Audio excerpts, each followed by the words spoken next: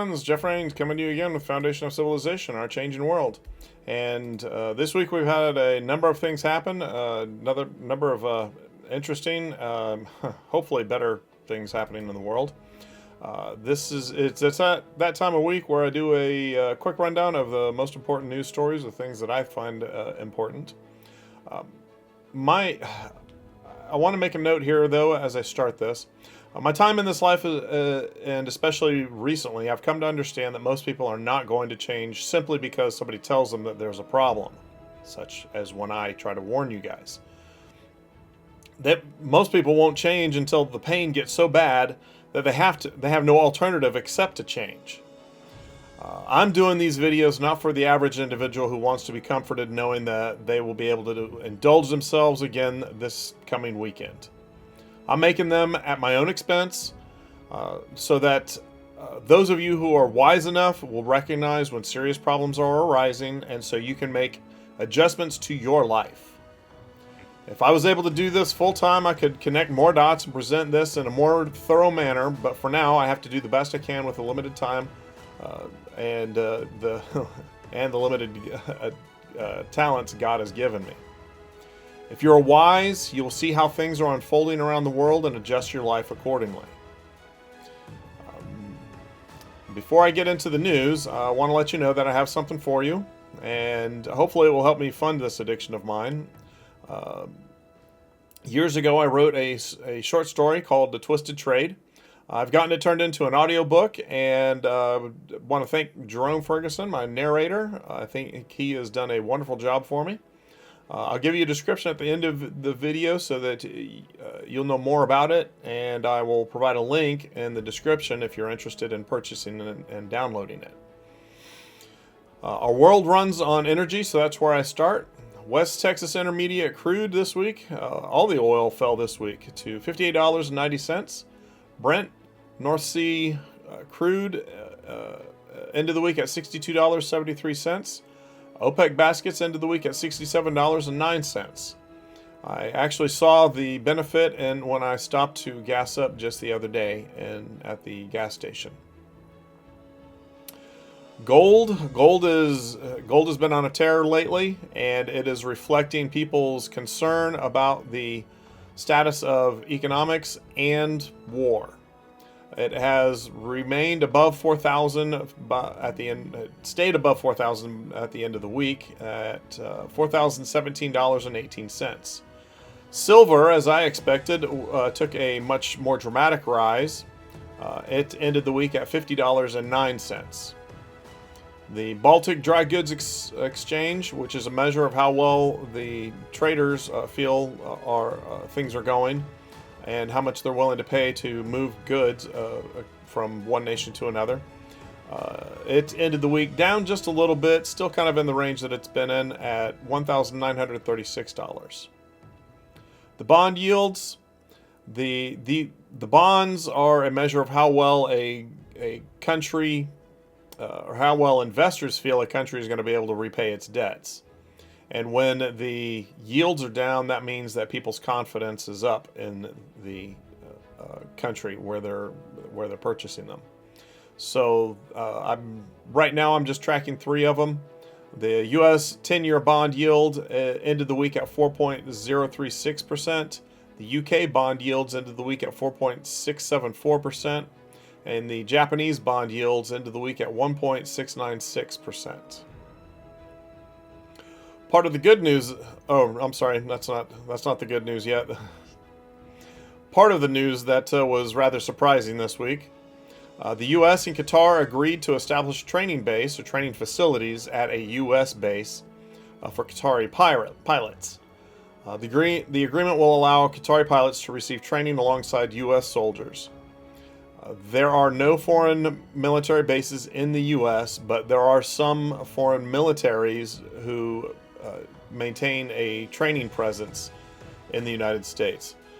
This is similar to what happened with the British in World War II. They trained pilots down in Arizona because, well, it was pretty good weather there, and it had, back in England, it had kind of sketchy weather. The U.S. Secretary of War said that he was proud that today we're signing a letter of acceptance to build a Qatari Emery Air Force facility at Mountain Home Air Base in Idaho. He went on to say that the location will host a contingent of Qatari F-15s and pilots to enhance our combined training, increase lethality, interoperability. It's just another example of our partnership. I hope that you know your... I can skip that. As part of the military change that we saw this past week. As far as military and naval deployments go, we've seen quite a few ISR flights around the northern border, around some of those questionable cities. The cities that the administration are concerned about, they're picking up data, picking up cell phone data. They're also along the East Coast and the South still, over Chicago, Portland. They're doing a number of flights all over the place. Now, as a reminder, last week I noted that there were a number of refueling aircraft that traveled to Europe and the Middle East. And this is what would happen if they are preparing for some type of military action. This week, I learned that the 160th SOAR, which is the Army Special Operations Aviation Regiment, they're the regiment, they're the aviation unit that inserts our special ops teams by air. That's their job, that's their mission. They are typically stationed at Fort Campbell, Kentucky.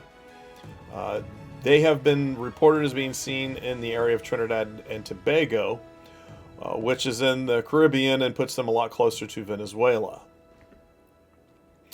Meanwhile, I also believe I noted last month, if I didn't, I'll note now, that Russia signed a joint defense agreement with Venezuela back in September. So the conflict, mind you, we already have a Marine Expeditionary Unit with 4,000 Marines out in the ocean, out in the Caribbean. And we've got a number of ships out there, ISR, potentially the 160th SOAR, and who knows what other assets flying around that area. Things could very quickly get very dicey between everybody in the Caribbean. As far as the Navy goes, there are 287 ships, 99 of them are deployed, 71 are underway. The 287 ships is interesting because that's down 2 from last week. So I'm not sure if they decommissioned a couple, took about a couple out of service, or what the deal was. But the ships that were on the move this week, the Abraham Lincoln departed San Diego Tuesday and is operating off the California coast. The USS George H.W. Bush departed Norfolk, Virginia on Tuesday. The USS George Washington departed Yokosuka, Japan to conduct routine operations in the Philippine Sea. USS Gerald R. Ford was heading eastbound in the Straits of Gibraltar, so heading into the Mediterranean. The USS Nimitz is in the Indian Ocean near Diego Garcia.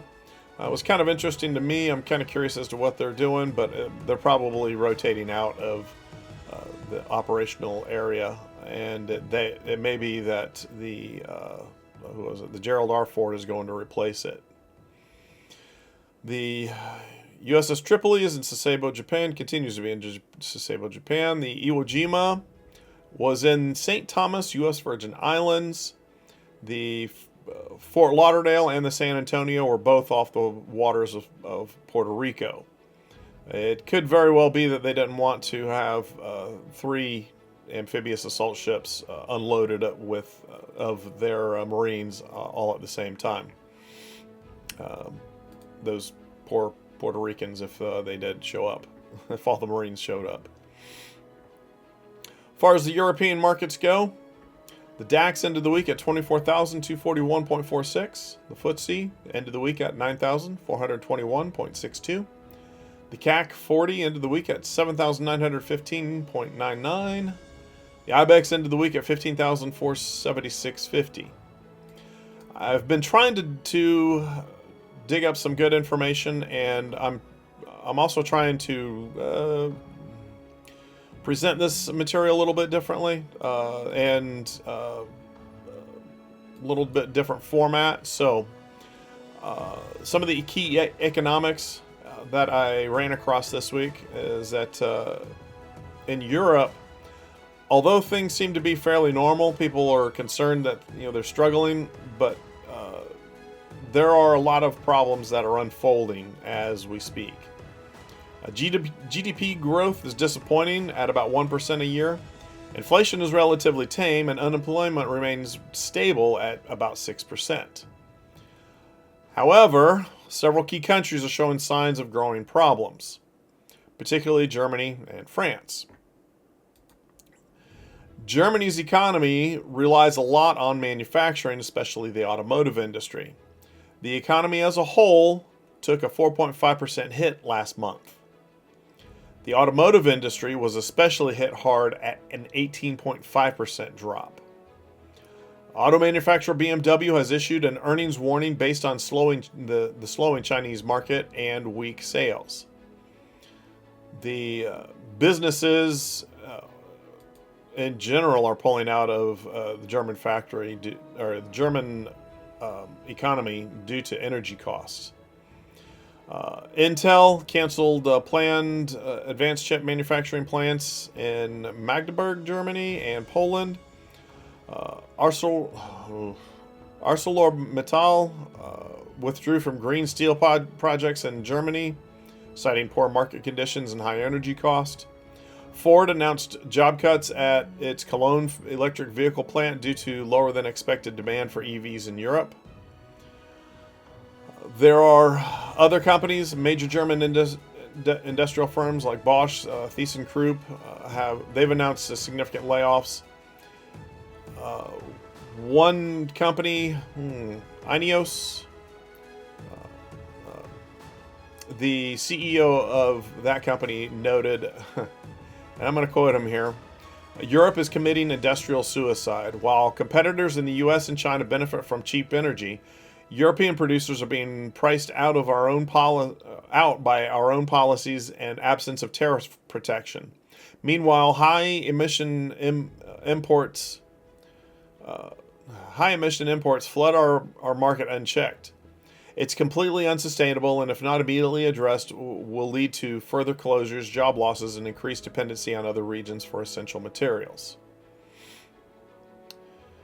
These plants provide epoxy resins, vital in defense, aerospace, cars, renewable energy infrastructure.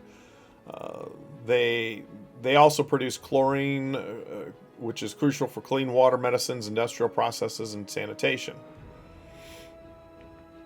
Since 2019, output in Germany has dropped by 18%, which has driven most of the job losses. France, just across the border there, France's government collapsed after just a few days. In fact, France is almost ungovernable. The government has the last government that came together was only together. They were together less than a day, 14 hours. This is the current Prime Minister Lecornu. As he appointed ministers, they started resigning. So this marks the third government collapse in the past year. The French president he's being pressured to have elections, and lawmakers have struggled to unite a deeply divided assembly. Most attempts have ended in failure. Lecornu himself lasted only 27 days. The problem is budget related. France is governed primarily by retirees. Each new government tries to rein in spending on them, and people revolt. The retirees revolt. It's become a vicious cycle with no end in sight. The Russia-Ukraine war continues unabated. Russia struck a Ukraine capital, injuring 12. The Ukrainian president says that Ukraine inflicted frontline losses on Russian troops in the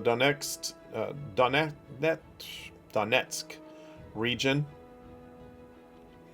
And apparently there is some agreement coming online between Cubans and Russia. All this war has been causing Russia to struggle. The Russian industrial titans are furloughing workers as the war economy stalls. The economy is in meltdown, and the Kremlin is set to hike taxes to fund the war on Ukraine. China, externally, China buys a lot of oil from Russia, which is Russia's primary commodity. China is going to help Russia, and they're joining Russia's shadow fleet in their shadow war on Europe. Latvia expelled more than 800 Russians. Sweden decided to boost its air defense with a $524 million investment. And Poland says cyber attacks on critical infrastructure are rising and blames Russia for it. Now, the trouble is, Russia may or may not be involved in this. Some of these, they likely are involved in some of these. We just don't know which ones. We also know that some of these attacks are going to be false flag attacks. In Asia, the Nikkei ended the week at 48,163.26. The SSE index ended the week at 3,896.30. The Hang Seng Index ended the week at 26,289.48. The Sensex ended the week at 82,561.59. The Nifty 50 ended the week at 25,279.40. China surprised the world by announcing that it was going to implement large-scale export controls starting November 1st. They noted that they are planning to do this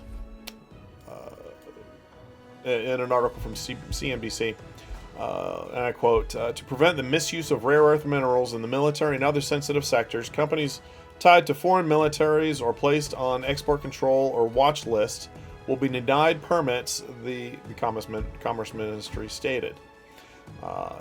Applications for items that could be used in weaponry, terrorism, or other military purposes will be rejected. And this latest move marks a major upgrade for rare earth export controls.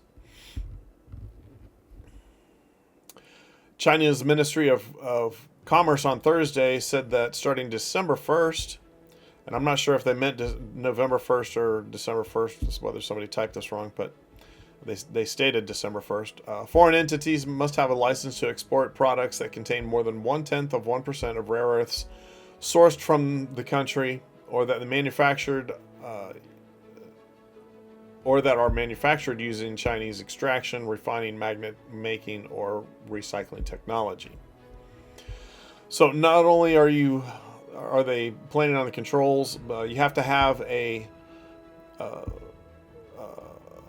license to export things, and sounds like they're just tightening the screws on anybody who's conducting business outside of China. This past week, there were reported 2 explosions in Kabul, Afghanistan, and the government of Afghanistan accused Pakistan in violation of Kabul's sovereign territory. Meanwhile, Pakistan had bombed civilian markets in the border province of Patika, southeastern, according to the Taliban Defense Ministry. Locals told the BBC, that Afghan service that a number of shops had been destroyed. Now, Pakistan has neither confirmed nor denied that they launched an attack inside of Afghanistan. However, during a press conference held in the city of Peshawar on Friday, a top general alleged Afghanistan was being used as a base of operations for terrorism against Pakistan. And continuing to quote, to safeguard Pakistani lives and properties, what measures need to be taken will be taken. This according to General Ahmed Sharif Chowdhury. Now, in response to these attacks, or alleged attacks, however they turn out, Afghanistan and India are seeking closer ties with each other. And this seems to be a marriage of convenience, not of desire. Afghanistan has poor relationships with many of its neighbors, some of whom are India's enemies, hence the drive for the relationship. Now, if I were advising the Indian ministers, I'd tell them to move with caution. Afghanistan is notorious for working deals kind of differently, oddly. I'd be very careful. Good news out of the Middle East. The initial stages of the peace deal were agreed to between Israel and Hamas. This is after a death toll of an estimated 67,000 people. The details of the agreement are that all remaining Israeli hostages that are still held by Hamas are to be released. Officials for Israel believe that there are still 20 of them alive, and Israel is to release 250 prisoners that it maintains. Meanwhile, Israel will withdraw their forces to a designated line, and the U.S. will deploy 200 troops to try assist with security. Also, aid that has been held up for some time is going to flow back into Gaza. Now, don't be naive. We don't know how well this is going to work, but at least it's a move in the right direction. Iran, according to Israeli leadership, is developing a nuclear weapon that they could use to hit the United States. It was also noted this past week by the leadership in Iran that they plan to move the capital from Tehran. I didn't have any word on where they were going to go, but just move it out of the capital, which is interesting. And as the United States pulls troops out of certain places, Iran has been going around pushing its influence and trying to expand its shadow empire. This is in Iraq and Syria and any other place that they might pop their heads up. In Africa, at least 53 people, including 14 children and 15 women, were killed in an attack by Sudanese paramilitary that hit a shelter in the besieged Darfur city. And this is according to doctors group they told us on Saturday. In Madagascar, protests have been led by a group calling itself Gen Z Madagascar. And this is the latest in a series of demonstrations that the UN has said has left 22 people dead and dozens injured. The government has disputed the number. Protests were first sparked by water and power cuts, but soon expanded to include frustration over allegations of corruption and nepotism. The protests led Madagascar's president, Madagascar's president to fire his entire cabinet, but this has failed to appease the young people. And now they're calling for him to step down. And they also rejected an invitation to have talks with the president this past Wednesday. In the Americas, the Dow Jones Industrial Average ended the week at 45,611.01. The S&P ended the week at 6,552.60. The NASDAQ ended the week at 22,207.27.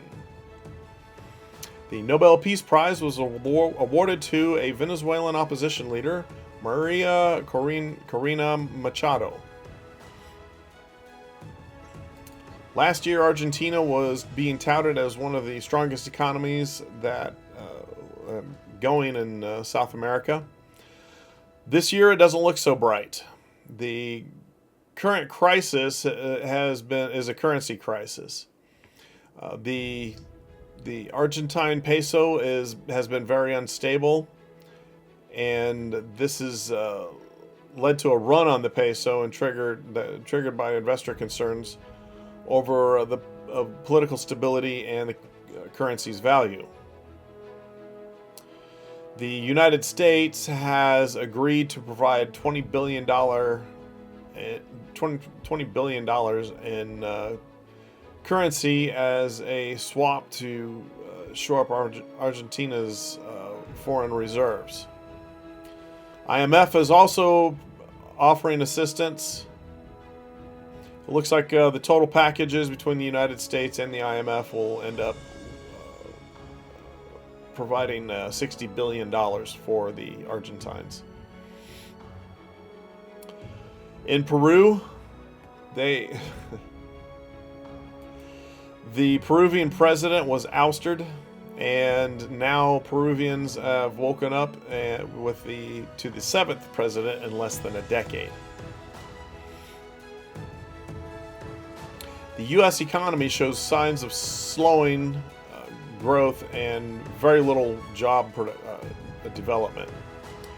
Unemployment ticked up 0.1% in August.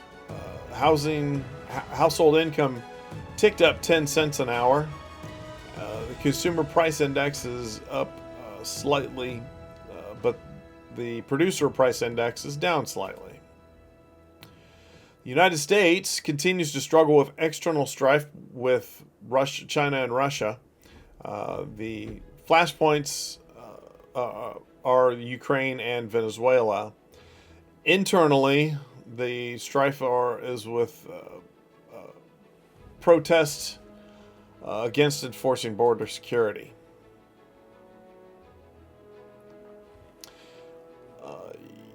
Yesterday, the 10th of October, there were 18 people that were missing, feared dead after a devastating blast leveled the Tennessee bomb factory where they worked. The explosion occurred about 7:45 local time, and at a facility called Accurate Energetic Systems Plant in Humphreys, Tennessee, which is just west of Nashville. Seems the company makes actual explosive charges for warheads and for bombs. This is an incident that I'll pay attention to because it could become just a seriously bad story, or it could be something much, much more sinister. Remember, I will remind you that I believe it was last year we had an artillery facility, a facility that made artillery rounds that caught fire. I don't remember how many people were injured in that instance. The U.S. government remains shut down. As the government has been shut down, so far 4,000 federal employees have been fired, downsizing of bureaucracy, which is interesting that some people have worked their way into this situation. ICE agents are on track to deport 600,000 migrants for the year 2025. Add to this 2 million people who left voluntarily. That's about, 2 million is about 20 to 25% of what the previous administration let in. Protests continue. Protest against immigration enforcement continues through this week. Several incidents, including protesters being gassed, pepper sprayed, battered, shot with rubber bullets, as they continue to try to impede ICE from enforcing the law. Now, mind you, the politicians are very fired up about making sure that they're not going to allow the federal agents to enforce immigration law. Meanwhile, there have been 1,500 shooting victims so far in 2025.